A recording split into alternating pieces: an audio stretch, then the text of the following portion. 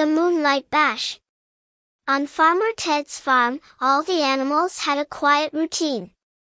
The cows grazed, the chickens clucked, and the pigs rolled in the mud, all very ordinary. But one cow named Bessie had a big dream, to throw the biggest, wildest party the farm had ever seen. And not just any party, a night party. Bessie knew the best time to throw a party was when the moon was high and Farmer Ted was sound asleep. She gathered her friends, Daisy, Buttercup, and Milky, to help plan the bash. "Are you sure this is a good idea, Bessie?" asked Daisy, who was known to be a bit of a worrywart. "Trust me," Bessie replied, "it'll be a moo-sical sensation. We'll have dancing, lights, and games." So, that night, as the clock struck midnight, the cows tiptoed to the middle of the field, and Bessie gave the signal, "It's party time, ladies." First, they needed music. Milky, the smallest but quickest of the cows, had somehow managed to drag Farmer Ted's old radio out to the field.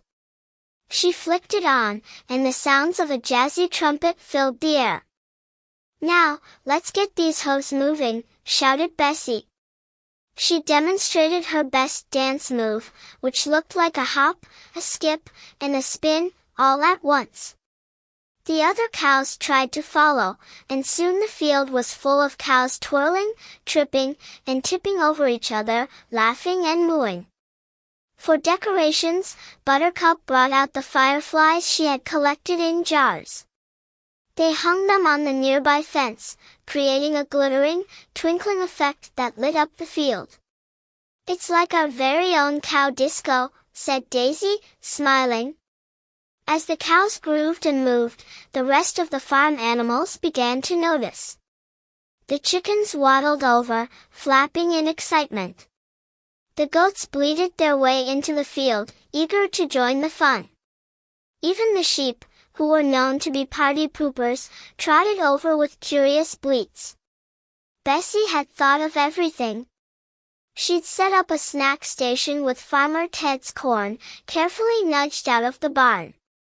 She even got a little milk punch for everyone. Hey, they were dairy cows after all. But the most popular attraction was the cow rodeo. Each cow took turns being the rodeo star, running around with a pig or chicken on their back as the others cheered.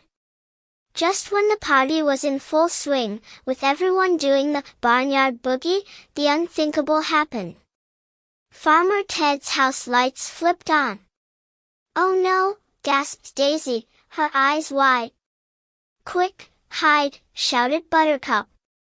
But Bessie, being the boldest of the bunch, had another idea. "No! Farmer Ted loves a good surprise. We'll make him the guest of honor." All the animals went silent as Farmer Ted stepped out in his pajamas, squinting into the field.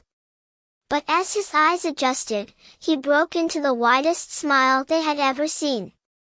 "Well, I'll be darned," he said, chuckling. "A real cow party." Bessie, feeling triumphant, trotted up and gave Farmer Ted a respectful nod.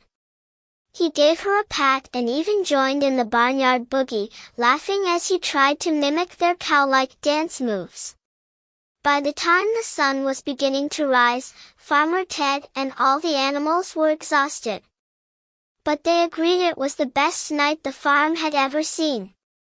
And from that night on, the animals knew they could throw a party whenever the moon was just right and Farmer Ted was in the mood for some farmyard fun. And as for Bessie, she became known as the official queen of the Moo-nlight Bash, and was already planning next month's party, with even bigger surprises in store. The end.